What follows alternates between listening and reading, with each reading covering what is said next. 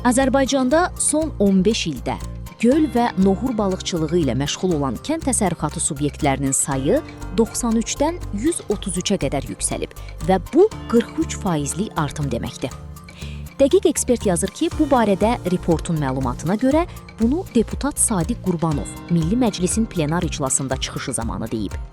Onun sözlərinə görə, bugün dünyada istehlak olunan balıq məhsullarının yarıdan çoxu artıq akvakultura hesabınadır. Azərbaycanda isə 2024-cü ilin statistikasına görə ümumi balıq istehsalı 67 min ton olsa belə, akvakulturada bunun payı cəmi 347 tondur, yəni 0,5%-dir.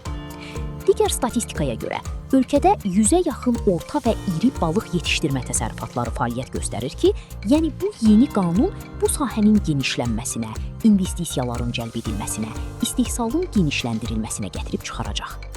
O əlavə edib ki, balıqçılıq haqqında qanunla iqtisadi maraqlarla ekoloji məsuliyyət arasında balans yaradılır.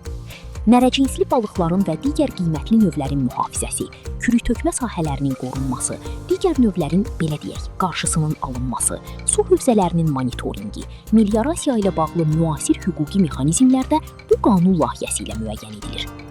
Qanunda dövlət siyasətinin əsas prinsipləri sırasında dayanıqlı istehsal, elmi əsaslarla kvotaların müəyyən edilməsi, rəqəmsal idarə etmə, biomüxtəlifliyin qorunması və akvakulturanın inkişafı xüsusi yer tutur.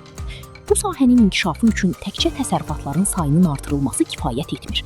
Müasir texnologiyalar və elmi idarə etmə, yeni istehsal modelləri də tətbiq edilməlidir və gələcək mərhələdə akvakulturanın inkişafında əsas istiqamətlərdən biri Xəzər dənizinin Azərbaycan sektorunun imkanlarından daha səmərəli istifadə olunmasıdır.